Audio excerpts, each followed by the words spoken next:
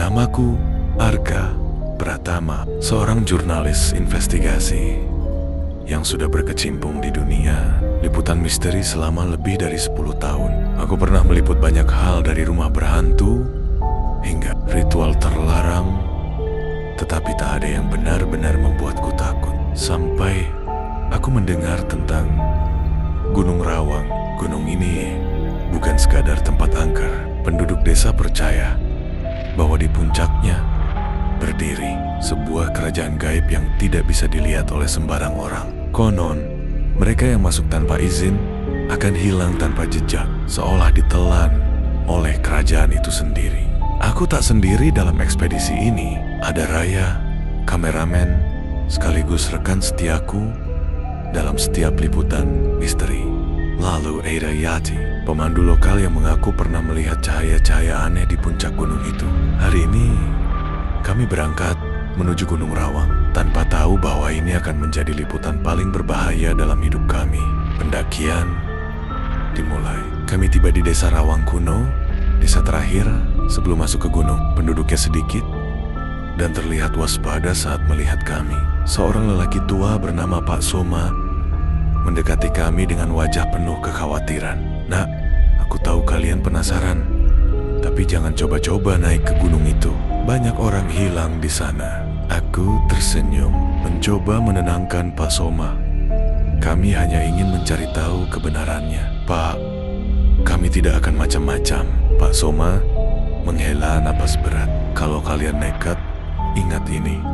Jangan pernah melewati batas ketiga.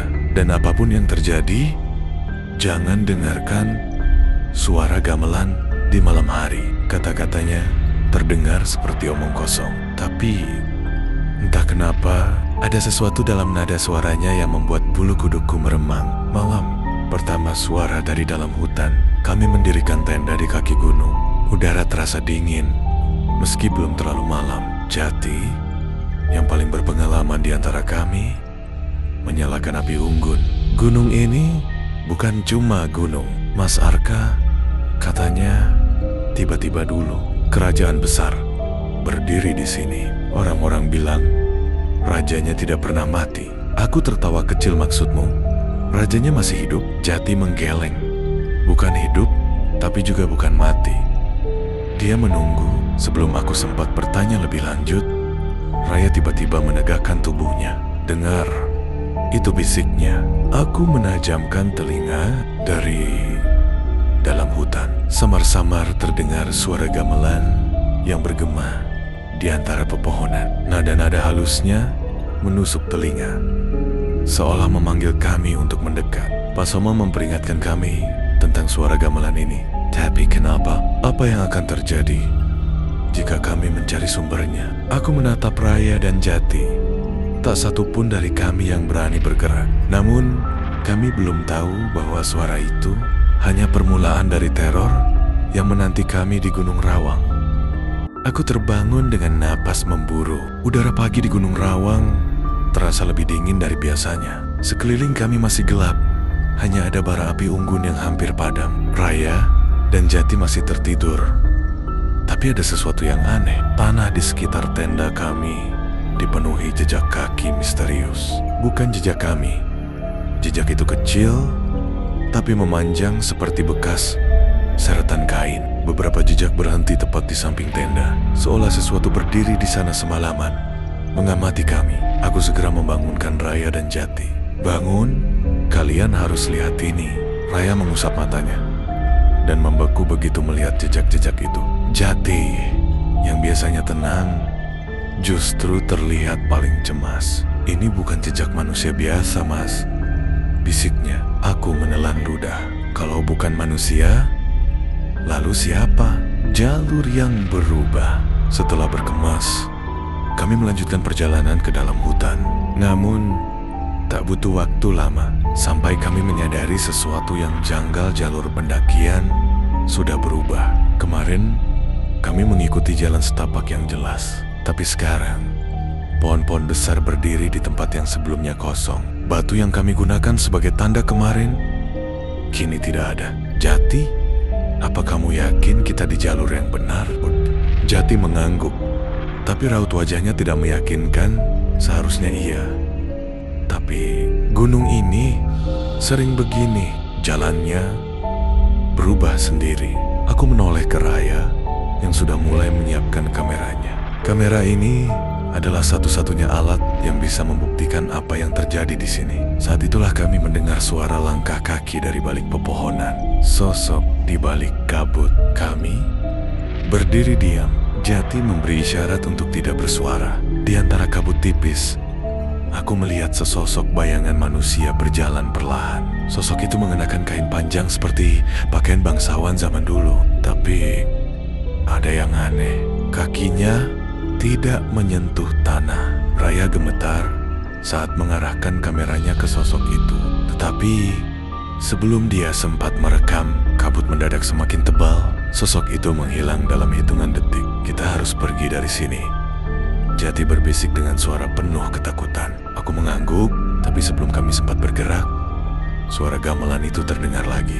Kali ini lebih dekat. Kami menahan napas. Di tengah pepohonan, aku bisa melihat cahaya temaram dari kejauhan. Seolah ada perayaan besar yang sedang berlangsung di dalam hutan. Pak Soma memperingatkan kami tentang suara gamelan ini. Tapi sekarang kami berada terlalu dekat. Aku sadar ini bukan peringatan lagi. Ini adalah undangan. Suara yang memanggil. Kami berdiri mematung di jalur pendakian yang berubah. Suara gamelan itu semakin jelas. Terdengar seperti berasal dari dalam hutan yang berkabut. Ada sesuatu di sana. Sesuatu yang menunggu kami. Aku menoleh ke Jati dan Raya. Wajah mereka pucat, sama seperti yang kurasakan saat ini. Kami tahu, jika terus maju, kami mungkin akan tersesat lebih dalam. Tapi ada perasaan aneh yang menarik kami menuju suara itu. Mas, kita harus balik. Sekarang Jati berbisik dengan nada gemetar. Kalau kita terus maju, kita bisa. Suara gamelan tiba-tiba berhenti hening. Dan dalam sekejap, suara-suara lain pun menghilang angin. Gesekan daun, bahkan suara napas kami seakan tertelan keheningan yang menyesakkan. Lalu aku melihatnya. Di antara pepohonan yang tertutup kabut, terdapat sebuah gerbang batu kuno dipenuhi ukiran yang sudah terkikis oleh waktu. Gerbang itu berdiri tinggi, seolah menjadi batas antara dunia ini dan sesuatu yang lain. Di atas gerbang itu, ada ukiran besar yang samar-samar bisa kubaca. Selamat datang di tanah yang terlupakan, gerbang yang tidak seharusnya ada. Ini tidak mungkin, bisik Raya sambil mengangkat kameranya. Tidak ada peta yang menyebutkan adanya bangunan di sini. Jati menelan ludah. Mas, ini gerbang yang diceritakan orang-orang. Gerbang ke... Ia tidak menyelesaikan kalimatnya. Tapi aku tahu apa yang ia maksud. Legenda yang diceritakan Pak Soma mulai terngiang di kepalaku. Gerbang ini tidak seharusnya ada di dunia manusia. Aku melangkah, mendekat. Ada sesuatu di balik gerbang itu. Kabut di sana lebih tebal, hampir seperti dinding yang tidak bisa ditembus. Aku merasakan hawa dingin menjalar di tulang belakangku. Tapi ada sesuatu yang lain juga. Rasa penasaran. Aku ingin tahu apa yang ada di balik gerbang ini. Aku menoleh ke Jati dan Raya. Kita harus masuk, kataku. Jati menggeleng keras. Mas, kalau kita masuk, kita mungkin tidak bisa keluar. Tapi sudah terlambat. Raya tanpa sadar melangkah lebih dekat ke gerbang sambil terus merekam. Dan saat itulah sesuatu menariknya ke dalam kabut. Dunia di balik kabut. Raya, aku berteriak dan langsung berlari masuk ke dalam kabut. Hawa dingin langsung menusuk kulitku. Rasanya seperti melewati dinding air, tapi lebih berat dan menekan. Aku hampir tidak bisa bernapas. Lalu aku terhuyung ke depan dan mendapati diriku berada di tempat yang sama sekali berbeda. Langit di atas berwarna merah tua. Pohon-pohon di sekitarku terlihat aneh, seperti terbuat dari batu, tapi tetap bergoyang seolah tertiup angin. Dan di kejauhan, aku melihatnya, sebuah desa tua berdiri di tengah lembah berkabut. Aku mendengar langkah kaki. Raya berdiri tak jauh dariku. Matanya membelalak melihat pemandangan ini. Mas, kita di mana, bisiknya. Aku tidak tahu harus menjawab apa, Tapi satu hal yang pasti, kami tidak lagi berada di dunia yang kami kenal. Langkah pertama, di dunia lain. Aku dan Raya berdiri di ambang lembah, menghadap desa tua yang tersembunyi dalam kabut. Langit merah di atas kami berpendar redup, seolah-olah matahari terjebak dalam senja yang tak pernah berakhir. Ini bukan dunia. Kita, bisik Raya. Suaranya bergetar. Aku mencoba mengatur napas. Kami harus mencari jalan keluar. Tapi sebelum itu, kami harus memahami di mana kami berada. Di kejauhan, ada jalan berbatu yang mengarah ke desa itu. Tak ada tanda-tanda kehidupan. Tapi di sepanjang jalan itu terlihat lentera-lentera tua yang masih menyala dengan cahaya kebiruan. Mas, kenapa lampunya masih hidup? Tanya Raya. Aku tidak punya jawaban. Tapi satu hal yang pasti, ada sesuatu di desa itu yang masih terjaga. Memasuki desa yang hilang, kami melangkah perlahan ke dalam desa. Bangunan-bangunan di sekeliling kami tampak tua, tetapi tidak sepenuhnya hancur. Sebagian besar terbuat dari kayu dengan ukiran khas, mirip dengan rumah-rumah adat zaman dahulu. Yang membuat merinding adalah tidak ada suara apapun, tidak ada angin, tidak ada hewan, hanya keheningan yang begitu pekat, seolah-olah seluruh tempat ini telah membeku dalam waktu. Lalu aku melihat sesuatu. Di salah satu rumah, ada pintu yang terbuka setengah. Di balik celahnya, tampak kursi goyang tua yang bergerak perlahan. Padahal tidak ada angin di sini. Mas, kita harus pergi, bisik Raya. Wajahnya pucat, tapi sebelum kami sempat berbalik, terdengar suara tok-tok. Suara itu berasal dari dalam rumah. Seseorang atau sesuatu sedang mengetuk dari dalam. Penghuni yang tak terlihat. Aku menelan ludah, lalu perlahan mendekati rumah itu. Aku bisa merasakan jantungku berdebar keras saat tanganku menyentuh pintu kayu yang lapuk. Siapa di sana? Tanyaku mencoba terdengar tenang. Tidak ada jawaban, hanya suara kursi goyang yang terus berayun. Lalu tiba-tiba berhenti. Aku mengintip ke dalam ruangan itu kosong. Tidak ada siapapun. Tapi di atas meja kayu ada sesuatu yang membuat bulu kuduku meremang. Sebuah cawan berisi air berwarna merah pekat. Dan di sebelahnya, sebuah catatan kuno yang ditulis dengan aksara yang aneh. Aku menoleh ke Raya yang sudah bersiap dengan kameranya. Kami tahu, kami baru saja menemukan sesuatu yang penting. Tapi sebelum kami bisa mencerna semua ini, terdengar suara langkah kaki dari luar. Seseorang atau sesuatu sedang mendekati rumah ini.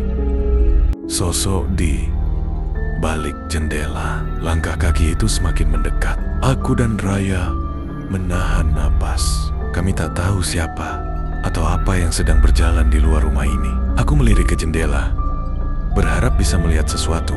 Dan di sanalah aku melihatnya. Sesosok bayangan berdiri di luar jendela. Siluetnya tampak samar di balik kaca yang berdebu. Tapi aku bisa melihat jelas mata hitamnya yang menatap langsung ke arahku. Aku mundur selangkah. Mas, kita harus keluar dari sini, bisik Raya menggenggam lenganku dengan erat. Tapi sebelum kami bisa bergerak, pintu rumah perlahan terbuka sendiri. Di ambang pintu berdiri seorang pria tua dengan pakaian compang-camping. Wajahnya tertutup bayangan, tapi dari sorot matanya aku tahu dia bukan manusia biasa. Pertemuan dengan sang penjaga pria tua itu melangkah masuk. Langkahnya pelan, tapi setiap gerakannya terasa berat, seperti seseorang yang membawa beban besar. Aku dan Raya mundur, bersiap untuk melawan jika terjadi sesuatu. Namun pria itu justru berbicara dengan suara parau. Kalian bukan bagian dari tempat ini, katanya. Matanya menatap tajam. Aku menelan ludah. Kami tersesat. Kami hanya ingin keluar. Pria itu menatap kami lama, sebelum akhirnya menghela napas panjang. Tidak ada yang bisa keluar dari sini. Begitu saja ucapnya pelan. Kata-katanya membuat bulu kuduku berdiri. Apa maksudnya? Tanya Raya dengan suara bergetar. Pria itu tak langsung menjawab. Dia melangkah ke meja, menatap cawan berisi air merah yang tadi kami temukan. Jemarinya yang kurus menyentuh catatan kuno di sebelahnya. Air ini adalah tanda bahwa kalian telah dipilih. Katanya, aku dan Raya saling berpandangan. Dipilih untuk apa? Tanyaku. Kini benar-benar merasakan ketakutan. Pria itu menatap kami tajam. Untuk menggantikan penghuni yang telah pergi. Rahasia desa yang terkut, kami membeku di tempat. Apa maksud Anda? Tanya Raya. Pria tua itu menatap kami lama sebelum akhirnya berjalan ke sudut ruangan. Tangannya gemetar saat menarik sebuah papan kayu di lantai, membuka sebuah ruang bawah tanah yang gelap. Turunlah, kalian harus melihatnya sendiri, katanya. Aku dan Raya saling berpandangan. Aku bisa melihat ketakutan di wajahnya, tapi Komi tahu kami harus mencari tahu kebenaran. Aku menyalakan senter, lalu perlahan turun ke bawah. Udara di ruang bawah tanah itu lembab dan dingin. Dindingnya terbuat dari batu tua yang dipenuhi tulisan-tulisan aneh. Tapi yang paling mengerikan adalah di sudut ruangan ada barisan patung manusia yang wajahnya terlihat seperti sedang berteriak. Aku merinding. Apa ini? Pria tua itu melangkah mendekat. Mereka adalah orang-orang yang pernah mencoba keluar dari sini. Kebenaran di bawah tanah. Aku menatap barisan patung itu dengan ngeri. Wajah-wajah mereka seolah membeku dalam ekspresi ketakutan yang mendalam. Mulut mereka menganga seperti sedang menjerit. Tangan-tangan mereka terangkat seolah mencoba melindungi diri dari sesuatu yang mengerikan. Ini bukan patung biasa, bisik Raya di sebelahku. Suaranya gemetar. Aku mendekati salah satu patung dan menyentuhnya perlahan. Permukaannya kasar, seperti batu kapur. Tapi ada sesuatu yang aneh. Kulit patung itu terasa seperti daging yang mengeras. Aku mundur selangkah. Jantungku berdegup kencang. Mereka bukan hanya patung gumamku. Pria tua yang membawa kami ke sini akhirnya berbicara. Mereka semua adalah manusia yang gagal keluar dari desa ini. Aku dan Raya saling berpandangan, merasakan gelombang ketakutan yang semakin besar. Apa maksud Anda? Tanyaku dengan suara bergetar. Pria itu menghela napas panjang sebelum menjawab. Setiap orang yang datang ke desa ini akan ditawarkan satu kesempatan untuk pergi. Tapi jika mereka menolak, mereka akan menjadi bagian dari tempat ini. Jalan pulang yang tak bisa ditemukan. Aku menggenggam tangan Raya erat. Kalau begitu, kita hanya perlu menemukan jalan keluarkan. Tanyaku, mencoba tetap berpikir logis. Pria tua itu menatapku lama. Jika memang ada jalan keluar, kenapa tidak ada yang pernah berhasil pergi? Jawabannya membuat bulu kudukku berdiri. Raya menelan ludah. Tidak pasti ada cara. Kita hanya perlu mencari. Aku menoleh ke pria tua itu. Anda sendiri? Kenapa Anda masih di sini? Dia tersenyum pahit. Karena aku adalah salah satu dari mereka yang pernah mencoba keluar dan gagal. Sekarang aku memperhatikannya lebih jelas. Kulit tangannya terlihat sedikit kaku, nyaris seperti batu. Aku mundur perlahan. Apakah dia sedang berubah menjadi salah satu dari mereka? Aku harus segera menemukan jalan keluar sebelum terlambat. Ayo Raya, kita tidak bisa tinggal di sini tanpa menunggu. Aku menarik tangan Raya dan berlari kembali ke atas, meninggalkan pria tua itu di dalam ruang bawah tanah yang gelap. Malam yang mencekam. Saat kami keluar dari rumah tua itu, desa terasa lebih gelap dari sebelumnya. Langit tampak berwarna merah samar dan kabut tebal mulai menyelimuti jalanan. Ada sesuatu yang salah. Raya menggenggam lenganku erat. Mas, ini bukan desa yang tadi kita lihat kan? Aku menelan ludah. Jalan-jalan yang tadi kulihat tampak berubah. Rumah-rumah yang sebelumnya rusak kini tampak lebih kokoh.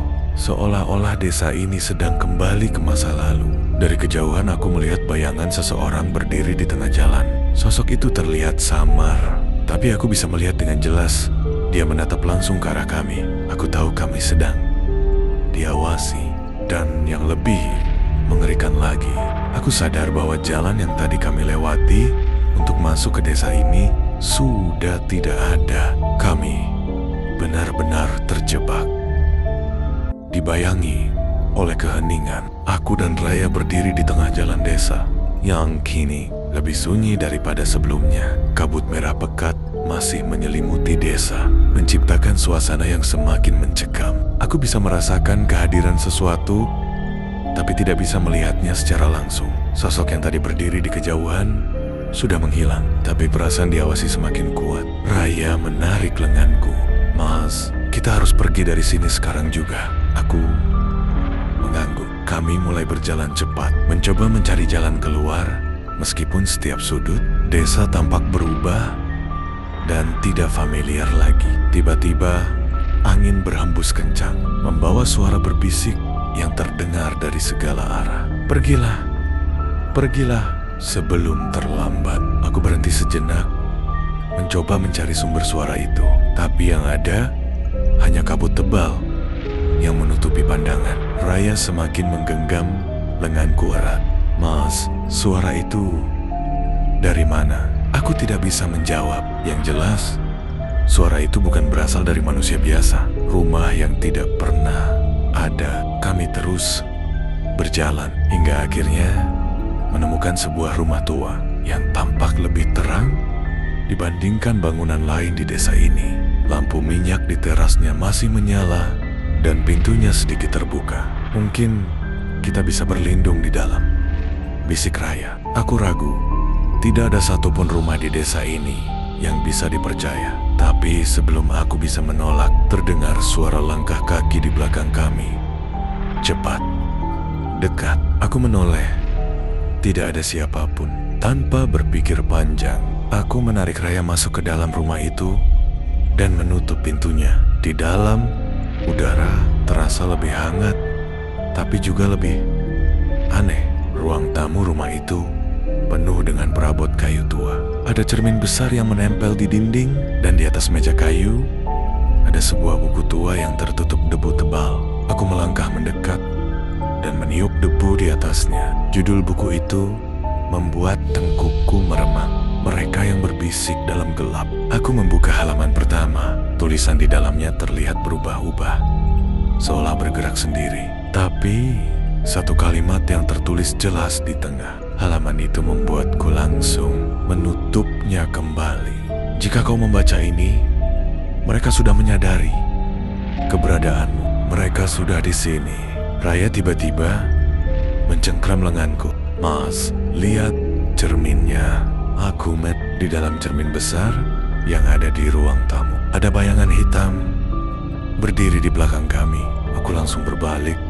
Tidak ada siapa-siapa. Tapi ketika aku kembali menatap cermin, bayangan itu semakin dekat. Dan kali ini, dia berbisik, "Kalian tidak seharusnya ada di sini." Seketika, lampu minyak di rumah itu padam. Kami benar-benar tidak sendirian.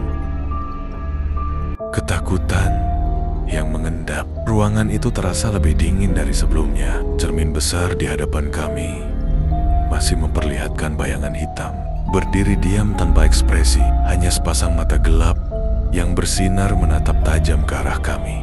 Raya menggenggam lenganku erat. Napasnya memburu. Masih tua apa itu? Siapa suaranya bergetar?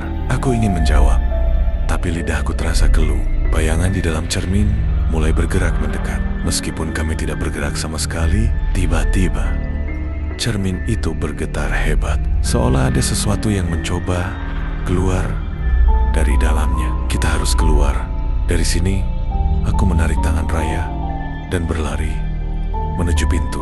Namun saat aku memutar gagangnya, pintu itu terkunci. Terjebak dalam dimensi lain, aku mencoba mendobrak pintu, tapi tidak bergeming. Dari belokong, suara berbisik kembali terdengar. Kalian telah melewati batas yang tidak seharusnya. Raya mulai menangis ketakutan. Aku tahu kami berada dalam bahaya besar.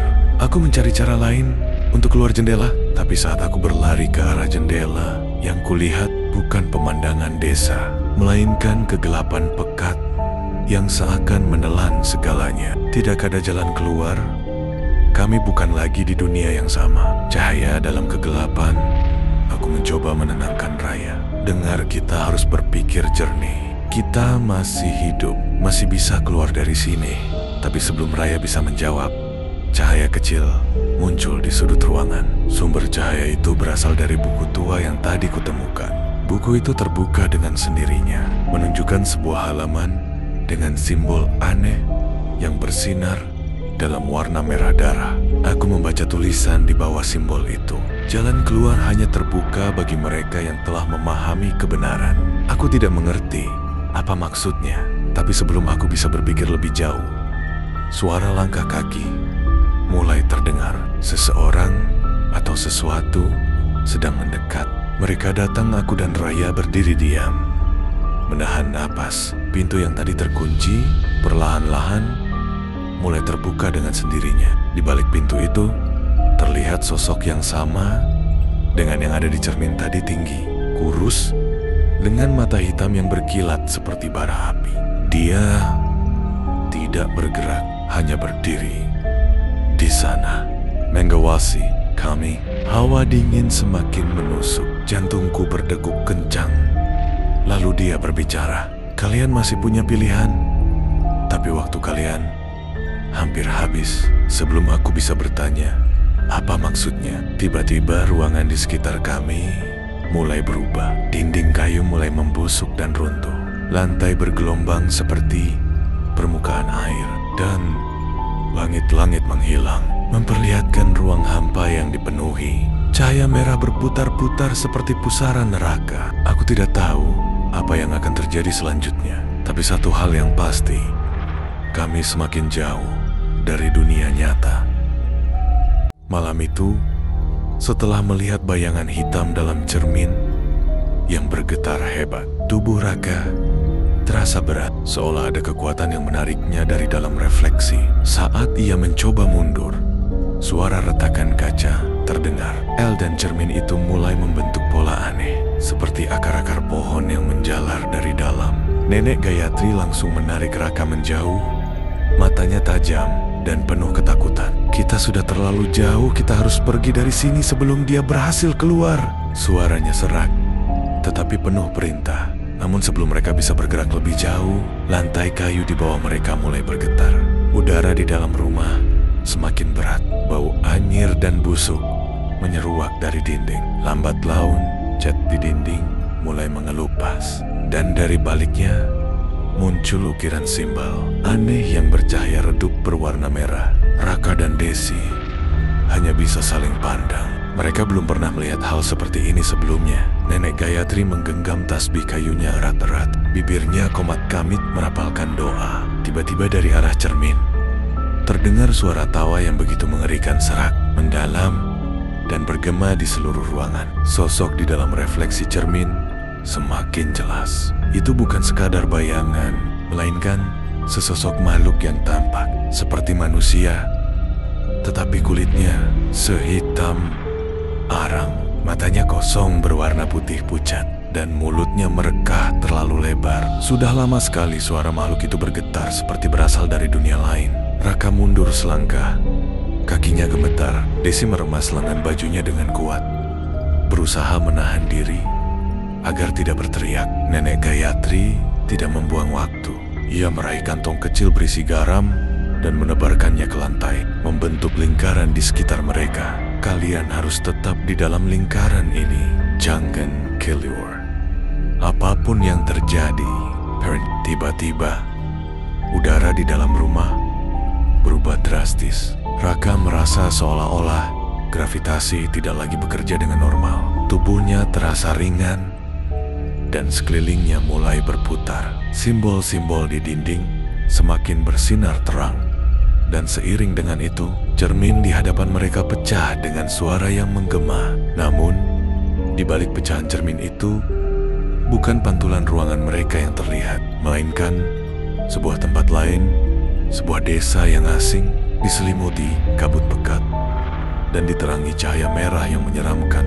Jalanan di sana tampak sepi, tetapi ada bayangan yang melintas cepat di kejauhan. Desi menutup mulutnya dengan kedua tangan.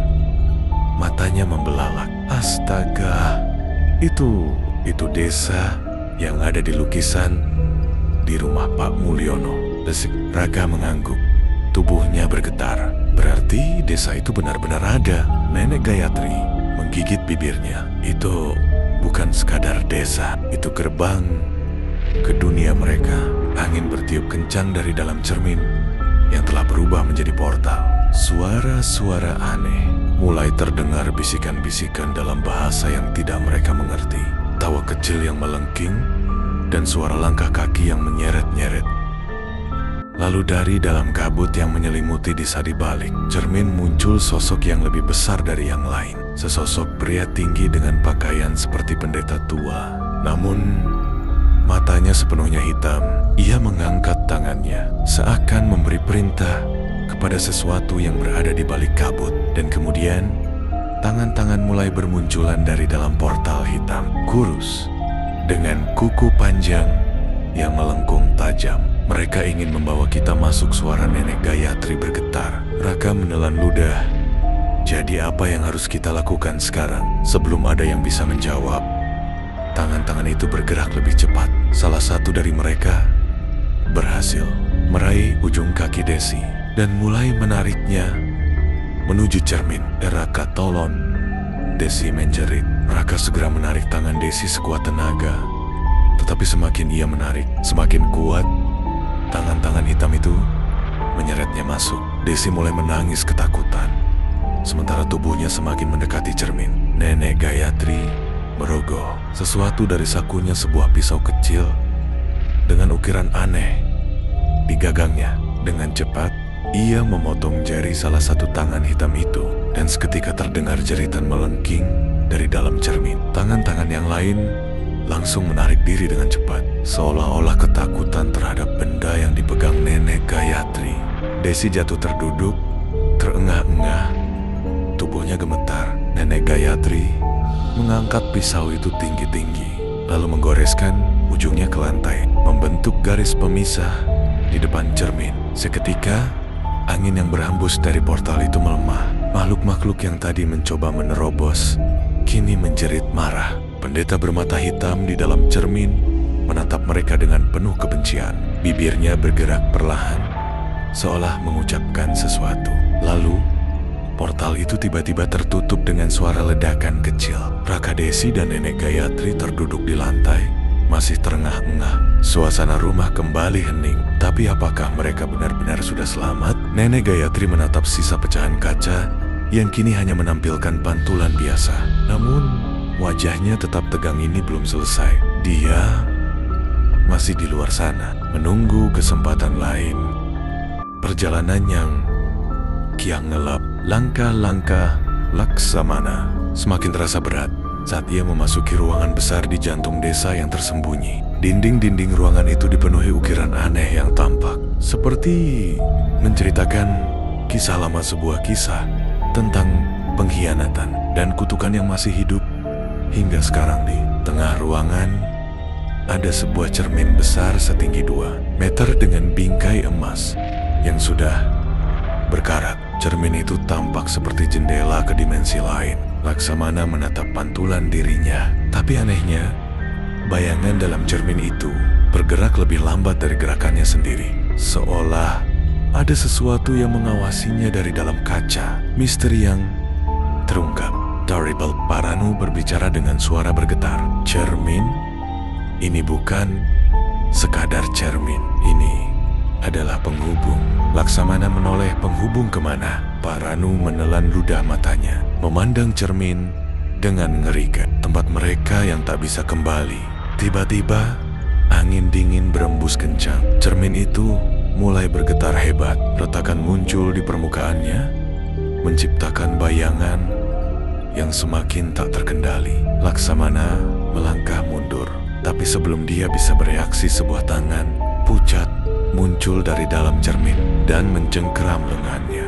Kegelapan menyeret mereka. Lari teriak Paranu menarik Laksamana dengan sekuat tenaga. Namun terlambat. Tarikan dari dalam cermin semakin kuat. Laksamana mencoba melawan, tapi sebuah kekuatan tak kasat mata menariknya masuk. Dalam hitungan detik, tubuhnya terhisap ke dalam kegelapan di balik kaca. Paranu berteriak, tapi yang tersisa hanya pantulan dirinya di cermin sebuah pantulan yang bukan miliknya.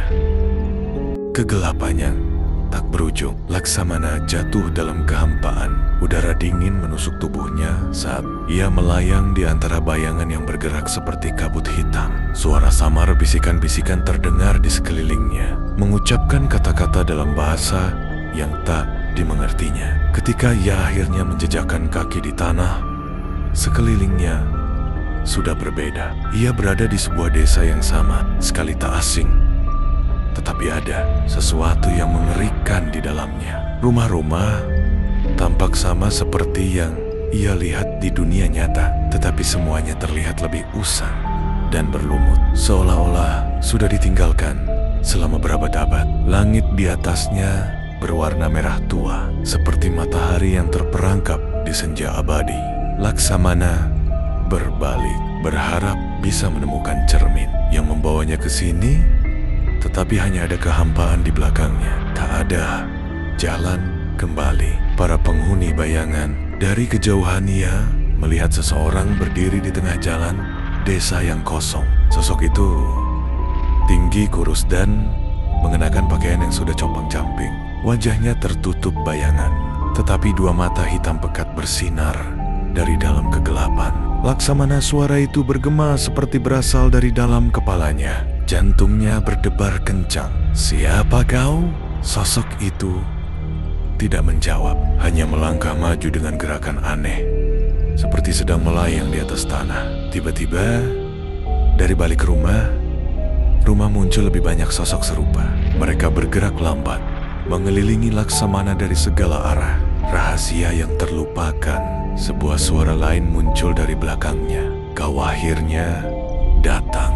Laksamana menoleh cepat dan melihat seorang pria tua mengenakan jubah hitam panjang, berdiri di depan sebuah rumah besar. Wajahnya tertutup tudung, tetapi Laksamana bisa merasakan tatapan tajam di balik bayangan. "Kau harus pergi sebelum mereka menelanmu," lanjut pria itu, "atau kau akan menjadi salah satu dari mereka." Laksamana menelan ludah. Keringat dingin mengalir di pelipisnya. Mereka siapa? Pria itu tersenyum tipis. Orang-orang yang pernah masuk ke dunia ini dan tidak pernah kembali. Perjalanan terakhir ke dunia cermin. Laksamana berdiri di tengah desa yang kini tampak lebih nyata dari sebelumnya. Langit masih berwarna merah darah dan udara dipenuhi oleh suara bisikan yang semakin keras. Di sekelilingnya, para penghuni desa menatapnya dengan wajah kosong, seolah menunggu sesuatu terjadi. Di depan Laksamana, Kiwiryo berdiri dengan jubah hitamnya yang berkibar tertiup angin. Di tangannya, ia memegang potongan kaca dari cermin terkutuk itu. "Kau akhirnya sampai di sini," ucap Kiwirya. Suaranya terdengar dalam dan berat. Laksamana merasakan sesuatu yang aneh. Tubuhnya terasa ringan, seolah ia bukan lagi bagian dari dunia nyata. Ia menatap tangannya sendiri. Kulitnya mulai pudar, hampir transparan. "Apa yang terjadi padaku?" tanya Laksamana dengan panik. Kiwirya tersenyum samar. "Kau telah melangkah terlalu jauh. Cermin ini bukan hanya sekadar gerbang, tetapi juga penjara. Dan kau," ia menunjuk Laksamana, "akan menjadi bagian dari desa ini selamanya." Laksamana teringat semua kejadian sejak awal. Misteri cermin yang membuat orang menghilang, bayangan di dalam kaca, suara-suara aneh, hingga semua peristiwa yang membawanya ke desa ini. Jadi semua yang masuk ke dalam cermin akan menjadi bagian dari desa ini. Laksamana bertanya, meski ia sudah tahu jawabannya. "Benar," jawab Kiwirya. "Aku dulu juga seorang manusia sepertimu, seorang pencari kebenaran.